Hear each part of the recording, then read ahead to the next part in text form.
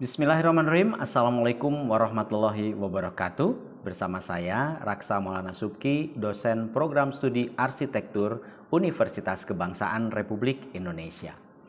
Di program studi arsitektur ada kelompok bidang keahlian atau KBK yang dibentuk bersama dosen-dosen sesuai dengan bidang keahlian untuk mengatur regulasi perkuliahan mata kuliah serumpun dan mengembangkan ilmu pengetahuan sesuai bidang keahlian melalui penelitian dan secara berkelompok sesuai bidang keahliannya. Saya masuk dan fokus dalam KBK Perancangan Arsitektur, di mana kemudian saya mengajar beberapa mata kuliah berkaitan dengan perancangan. Dalam kesempatan ini, saya akan menyampaikan teknik pengajaran yang saya gunakan, yaitu dengan menggunakan metode DIA atau Delivery, Interaction, dan Assessment. Pada salah satu mata kuliah yang saya ampu di semester genap tahun 2021-2022, yaitu Studio Perancangan Arsitektur 3 dengan bobot sebesar 4 SKS.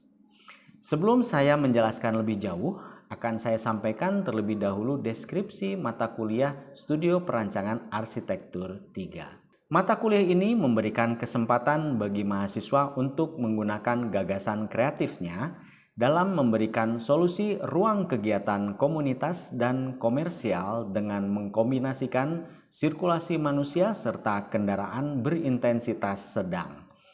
Dalam prosesnya, mahasiswa diharapkan mampu menghasilkan rancang bangun yang kontekstual atau responsif terhadap isu lingkungan sekitar dengan menitik beratkan pada kebutuhan ruang para pengguna, kondisi sosial, infrastruktur, iklim, tipologi, lanskap, dan estetik.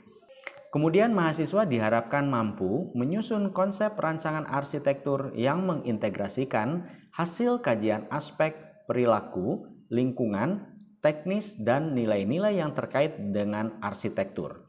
Mampu merancang arsitektur secara mandiri dengan metode perancangan yang berbasis riset dan menghasilkan karya arsitektur yang kreatif yang merupakan penyelesaian masalah arsitektur yang kontekstual dan teruji secara teoritis terhadap kaidah arsitektur. Fokus mata kuliah ini adalah pada perancangan bangunan 3 lantai dengan fungsi bangunan publik yang saya susun dalam sebuah term of reference sebagai guidelines para mahasiswa dalam menyelesaikan tugas besarnya selama 1 semester.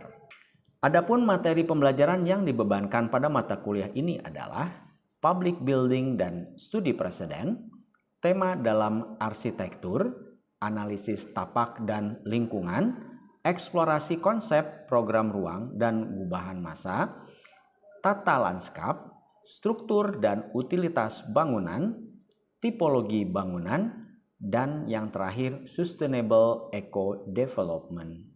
Lalu sistem pembelajaran sebagai proses delivery yang ditetapkan pada mata kuliah Studio Perancangan Arsitektur 3 ini adalah: pertama, perkuliahan, di mana materi yang disampaikan diharapkan dapat menambah pemahaman mahasiswa dan dapat menjadi masukan dalam proses perancangan arsitektur. Penyampaian materi diberikan sebelum pelaksanaan praktek studio dengan bobot sebesar 1 SKS.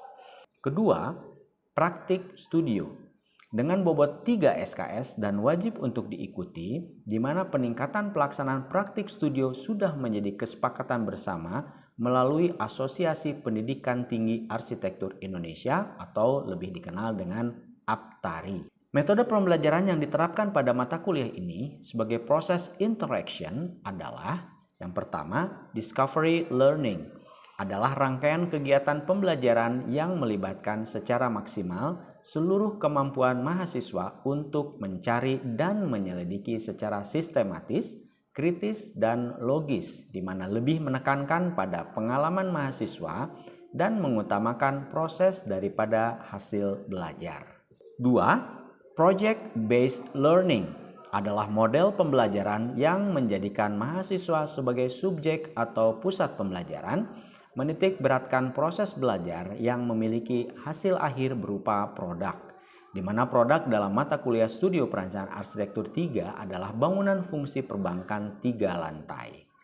Lalu, metode yang ketiga adalah studio-based learning atau model pembelajaran studio yang memiliki ciri utama hands-on atau first-hand experience atau learning by doing. Idealnya sebagian besar aktivitas studio-based learning, baik itu secara individu maupun kelompok, dilaksanakan dalam suatu studio yang didampingi oleh sejumlah dosen pendamping. Dari ketiga metode pembelajaran tersebut, interaksi antara dosen dan mahasiswa cukup tinggi. Sementara sistem penilaian yang saya lakukan pada mata kuliah ini adalah berdasarkan kriteria dan teknik yang telah ditetapkan dalam rencana pembelajaran semester atau RPS, yaitu yang pertama komunikasi personal, yang kedua pengamatan, dan yang ketiga tanya jawab. Tanya jawab lebih ditekankan pada interaksi mahasiswa terhadap pendalaman pada studi kasusnya, sehingga pemahaman dan penajaman diharapkan akan dapat lebih tercapai. Berikut ini adalah salah satu kegiatan perkuliahan dalam rangkaian pelaksanaan studio perancangan arsitektur 3 yang saya lakukan pada pertemuan minggu keempat. Assalamualaikum warahmatullahi wabarakatuh. Teman-teman mahasiswa program studi arsitektur Universitas Kebangsaan Republik Indonesia, bertemu lagi bersama saya pada mata kuliah Studio Perancangan Arsitektur 3, khususnya pada minggu keempat dalam rangkaian perkuliahan semester genap 2021-2022. Dalam kesempatan kali ini, sesuai dengan RPS mata kuliah Studio Perancangan Arsitektur 3, bahwa di minggu keempat kita akan membahas terkait analisis tapak dan lingkungan yang kemudian diharapkan sangat bermanfaat bagi teman-teman semua, khususnya dalam menyelesaikan tugas besar perancangan sebuah bangunan publik dengan fungsi perbankan. Sebelum saya lanjutkan ke materi perkuliahan ini, saya ingin mengingatkan kepada teman-teman semua untuk tetap berprogres dalam mencapai target-target studio setiap minggunya, dan jangan lupa untuk dapat di-upload ke LMS sesuai dengan waktu dan targetnya. Teman-teman mungkin akan bertanya, mengapa kita memerlukan yang namanya analisis tapak? Ya. Nah, analisis tapak ini diperlukan untuk apa? Untuk mengetahui kalau infrastruktur atau fungsi kawasan yang ada di sekitar kawasan tersebut. Untuk mengetahuinya itu kita perlu melakukan apa yang dinamakan sebuah observasi. Ya, kita harus melakukan observasi terlebih dahulu untuk dapat mengetahui apa-apa saja yang ada di kawasan tersebut. Ya. Nah, hal itu diperlukan untuk apa? Untuk dapat kemudian menetapkan ya, fungsi apa yang tepat atau kesesuaian terhadap kawasan tersebut ya, dari site yang akan kita rancang. Sehingga apa? Sehingga di dalam penerapan desainnya itu tidak terjadi yang namanya overlapping. Ya, ada fungsi yang sama gitu ya. Nah, sebaiknya memang di sini diperlukan adanya dukungan satu dengan yang lainnya ya. Jadi kawasan didukung oleh masing-masing site ya. Nah, site yang kita akan benahi tersebut yang akan kita masukkan ke dalam desain itu ya tentunya kita perlu melihat juga apakah sudah tepat. Nah, ini makanya kita di dalam proses perencanaan ini ya sebelum segala sesuatu yang kita mulai kita lakukan dulu observasi ya. Kemudian baru kita lakukan analisis ya dari apa yang sudah kita kumpulkan berdasarkan hasil observasi tersebut. Ya. Kemudian yang kedua adalah untuk mengetahui potensinya. Ya. Potensi tapak nih memiliki potensi apa? Ya, itu yang perlu kita gali. Ya. Sehingga kita dapat menentukan arahnya seperti apa dan kemudian ya tentunya di dalam hasil output dari desain itu dapat maksimal atau optimal gitu ya. Artinya di sini desain tersebut itu di samping dia mensupport terhadap kawasan site-nya itu sendiri ya, desain yang ada dari site yang ditempatinya itu dapat berfungsi dengan baik ya. Di dalam proses analisis site, sebetulnya ada beberapa analisis yang perlu teman-teman lakukan.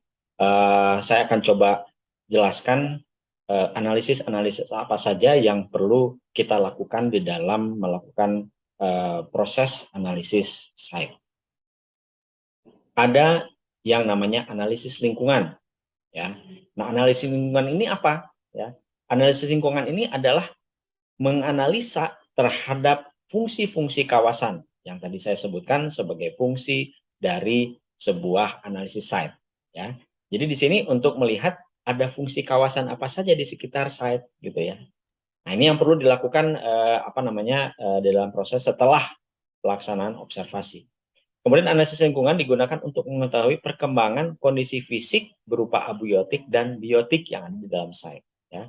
Karena kita juga harus hati-hati ya di dalam site seperti yang mungkin teman-teman dapatkan di mata kuliah perancangan tapak, ya.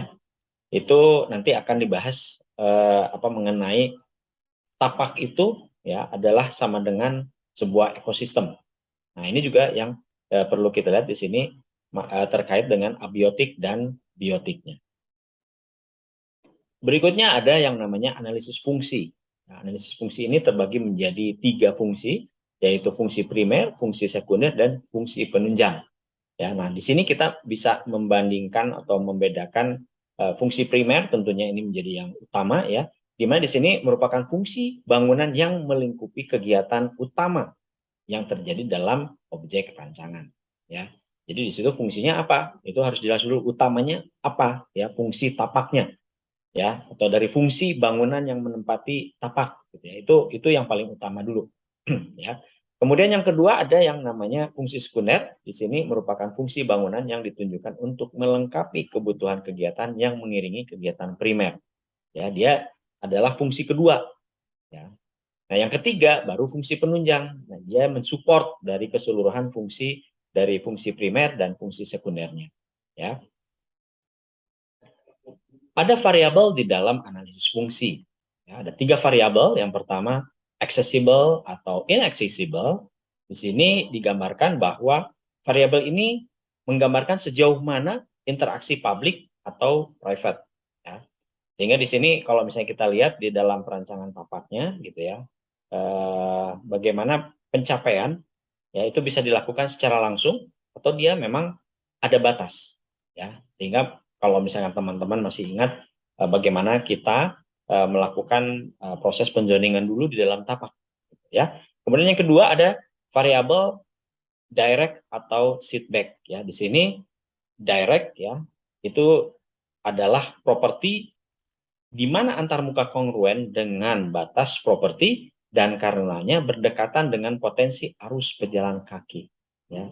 Artinya di sini melihat bagaimana di dalam penempatan sebuah masa bangunan, ya, dan pencapaiannya, gitu ya. Apakah dia posisinya memang berada di misalkan di depan, aksesibilitasnya mudah, gitu ya, atau misalkan memang dia agak ke belakang, gitu ya. Kemudian variabel yang berikutnya adalah opaque, ya, atau transparan, di mana transparansi adalah penting karena memperluas pandangan publik dari jalan ke ruang pribadi, memungkinkan pertukaran komersial dan sosial. Nah, ini kalau misalnya kita lihat di sini namanya transparan, dia terbuka, gitu ya, terbuka, jelas, clear pandangannya. Berbeda dengan opaque, ya, opaque atau buram, gitu ya, atau ya tidak jelas, ya, tidak clear, gitu ya di situ. Oke, kemudian analisis berikutnya adalah analisis potensi tapak, ya. Potensi tapak, gitu ya. Jadi kita lihat di sini analisis potensi tapak adalah proses untuk menentukan dan menggunakan kesesuaian antara fungsi atau fasilitas yang akan dibangun, memperhatikan potensi atau keunggulan-keunggulan dengan situasi site yang tersedia, ya. Seperti yang saya sampaikan di awal bahwa di sini kita harus dapat melihat dulu, gitu ya, ada fungsi-fungsi apa saja yang ada di sana, gitu ya. Dan dia punya potensi apa di situ, sehingga dari potensi tersebut itu dapat dikembangkan, ya. Lalu ada analisis view.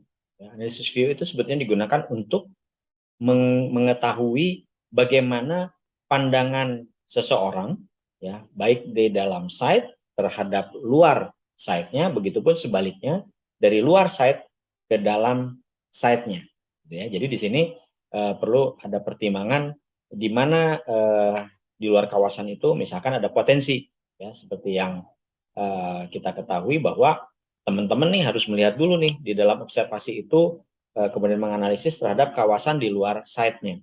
Ya, ada sesuatu yang menjadi view yang positif gitu ya, yang dapat dijual, yang memiliki nilai. Nah, itu berarti dari bangunannya itu ada misalkan dibuat arah view-nya ke arah view di luar apa namanya site yang memang memiliki value ya.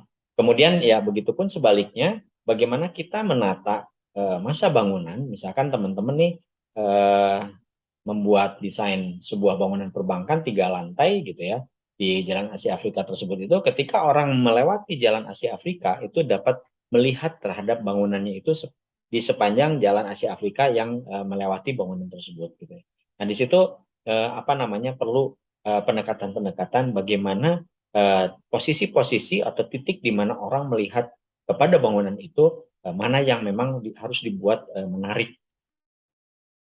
Ketika kita lihat di sini ada view into the site ya. Jadi dari luar ke dalam itu seperti apa. Nah, ini yang perlu apa ya? Perlu dilakukan agar kita bisa melihat apakah memang desain yang kita buat di dalam site tersebut sudah baik atau kurang baik gitu ya. Nah, dilihat dari berbagai sisi. Dilihat dari utara seperti apa, dari selatan seperti apa, dan seterusnya gitu ya. Nah, itu semua nantinya memberikan value terhadap desain yang kita buat gitu ya. Kemudian berikutnya ada yang namanya view from the side gitu ya. Dari dalam keluar. Ya, jadi kalau misalkan kita lihat di sini apa saja yang bisa dijual ya, dijual dalam tanda kutip gitu ya, memberikan nilai ya, artinya memberikan nilai terhadap site itu sendiri gitu ya. Menghadap kemana nih? Oh, view-nya bagus gitu. Itu memberikan penilaian yang positif. Dan ketika misalkan ada arahan terhadap view yang negatif, nah itu berarti harus diselesaikan dengan sebuah desain ya. Harus dilakukan apa di situ gitu. Apakah dengan bentukan apa desain bangunan gitu ya, atau misalkan di elemen landscape-nya gitu ya, apa yang bisa dilakukan sehingga view yang negatif tersebut itu dapat tercover atau tertutup gitu ya.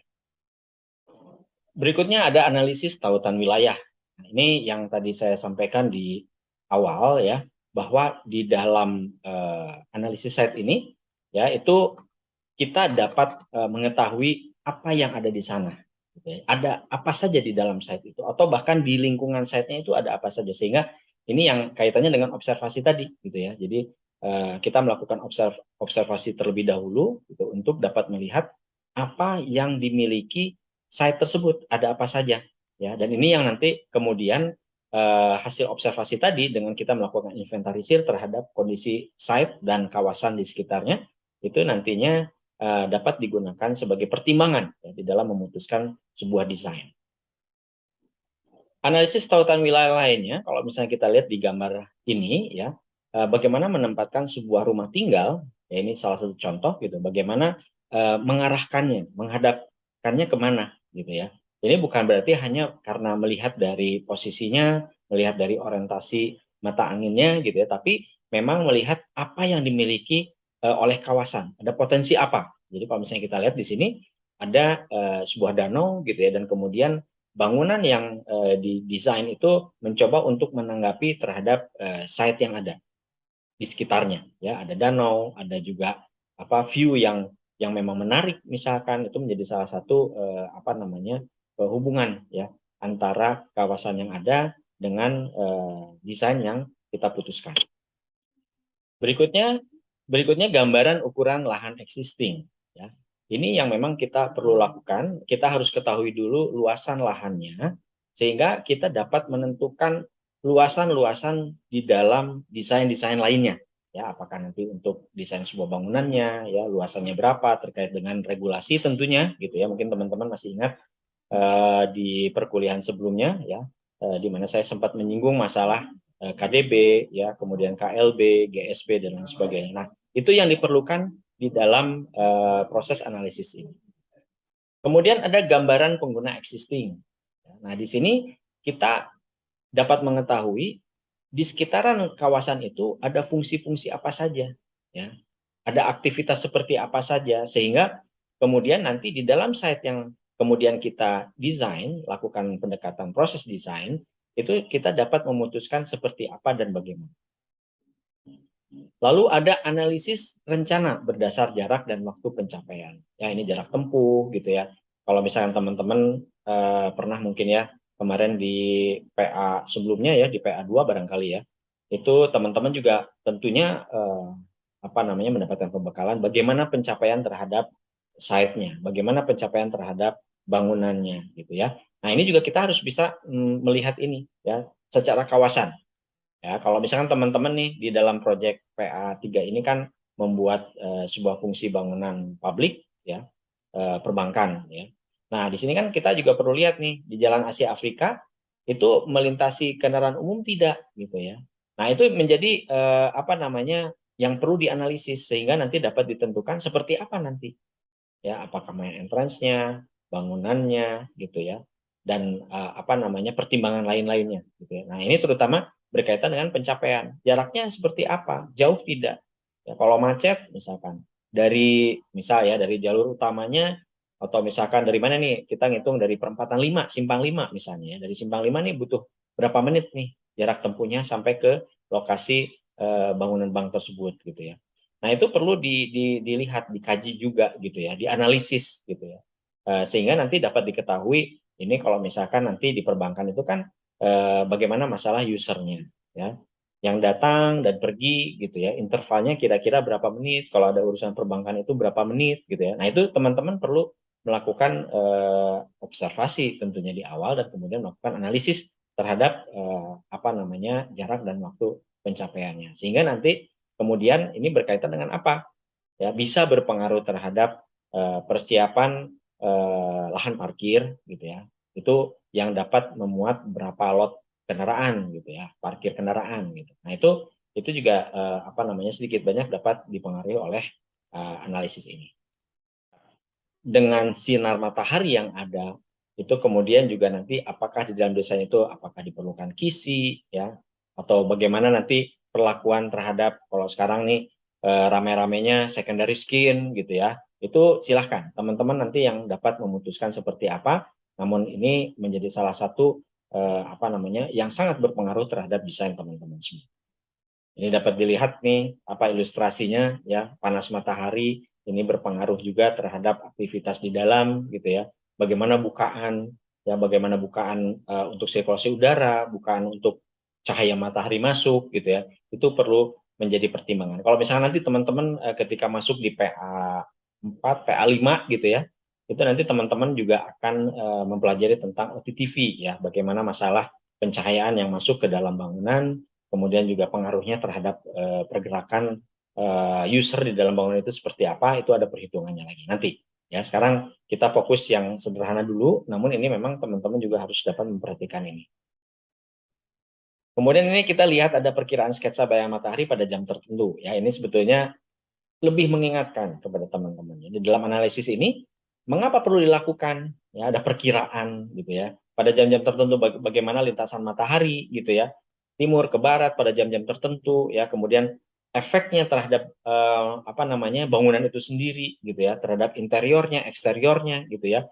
Itu teman-teman perlu melakukan kajian ya terhadap desain yang teman-teman buat gitu. Nah, ini juga menjadi salah satu apa namanya yang dibutuhkan ya, yang dilakukan gitu di dalam proses perancangan arsitektur. Kemudian ada analisis kebisingan ya, tentu teman-teman ini sudah tidak asing lagi ya dengan analisis kebisingan. Namun di sini yang perlu kita garis bawahi adalah bahwa berkaitan dengan pemilihan site ya di Jalan Asia Afrika Bandung tersebut, itulah yang teman-teman kemudian harus dapat memperkirakan, memprediksi, menghitung ya, menghitung berkaitan dengan kebisingan yang diakibatkan oleh kendaraan-kendaraan yang lewat ya. Jadi teman-teman juga perlu perhatikan nih pada jam kerja, pada jam-jam tertentu itu macetnya jam berapa gitu ya. Kemudian kebisingan seperti apa. Nah, ini berpengaruh terhadap apa? Ya, kebisingan yang terbagi menjadi sangat bising, menengah atau ya kecil gitu ya, berkaitan dengan berapa desibel yang ditimbulkan oleh kebisingan tersebut ya atau dari sumber suara tersebut, itu nanti berpengaruh terhadap apa? Terhadap desain. Ya, apakah nanti teman-teman akan membuat buffer gitu ya, di dalam di depan bangunannya misalnya, atau misalkan ada permainan dinding gitu ya, permainan fasad bangunan gitu, sehingga suara itu dapat dipantulkan kembali ya, atau apapun nanti yang menjadi keputusan di dalam menentukan sebuah desain terhadap bangunannya.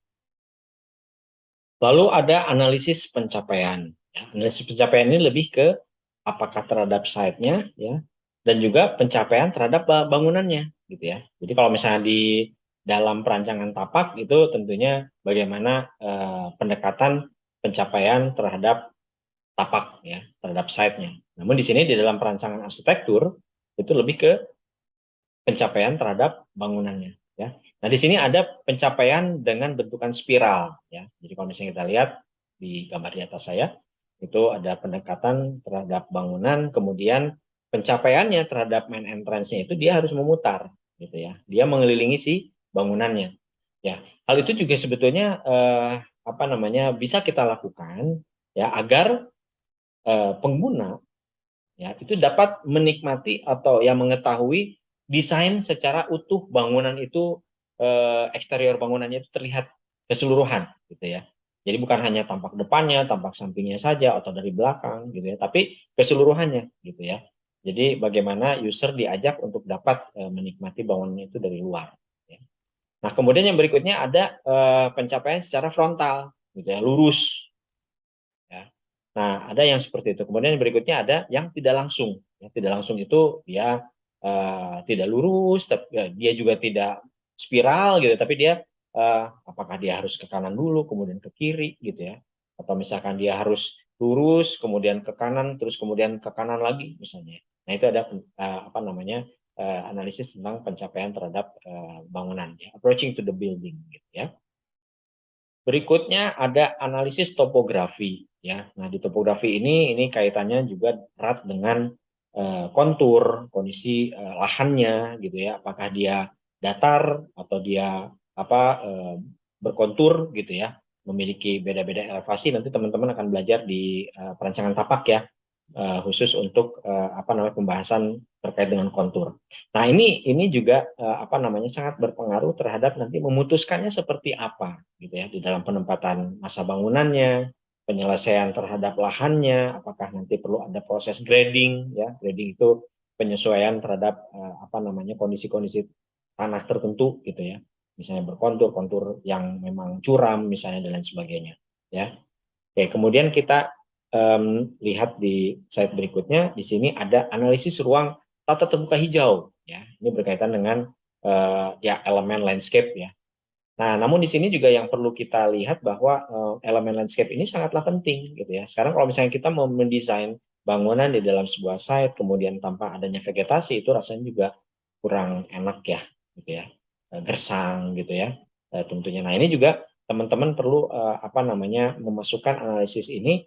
Tentunya ya kalau di dalam perancangan tapak nanti penentuan terhadap vegetasi jenis apa dan bagaimana ya, nanti teman-teman itu harus mempelajari dan memahami ya karakter masing-masing pohon itu seperti apa, yang kemudian nanti ini adalah bisa digunakan untuk sebagai peneduh gitu ya, atau misalkan ini pohon ini digunakan sebagai pengarah gitu ya. Nah, itu nanti teman-teman arahnya ke situ, dan tentunya ini kaitannya adalah berkaitan dengan ruang terbuka hijau ya. Jadi nanti kalau misalnya teman-teman belajar di mata kuliah perancangan tapak ya, sebetulnya di sini juga yang perlu kita perhatikan adalah berkaitan dengan ruang terbuka hijau ya. Di dalam perancangan juga sama gitu ya.